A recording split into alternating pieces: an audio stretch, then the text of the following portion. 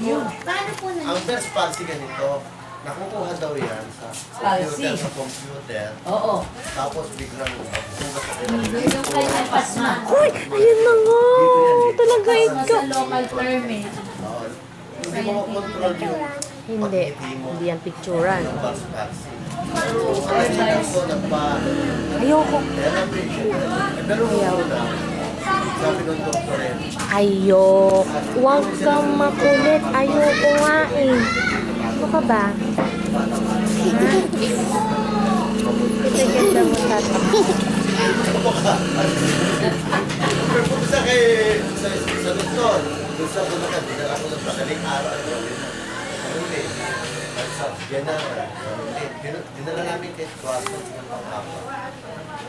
Kasi siguro ka ba? Sabi ni Janet, oho, uminom ka ng kape. Ayaw umimik eh. Ayaw sumagot. Yung asawa niya tigasagot. Nagsisigal, ayaw uminom ka ng alak.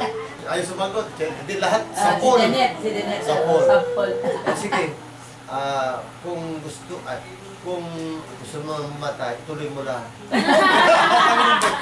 Ang ganda yun. Ang galing naman ng doktor na yun. Dapat naman ni ano yun. Yung kapayat na mahabang buhok. Si Dr. Gason. Ay, oo, yung Malalaman. tatay ni Nan. Doktor din po ni tatay. Oo, yun. Oo, napunta Ganyan kami siya sa- magsalita. Pagka hindi mo sinunod siya, babalikin ka at alam niya, hindi mo sinunod. O hindi mo pala sinunod, balik pa kayo. Hindi nga, bumalik tayo kay Persa, hindi ganon. Naano na siya, parang nabuhayan. Nakakaroon na ng konting pagbabago siguro.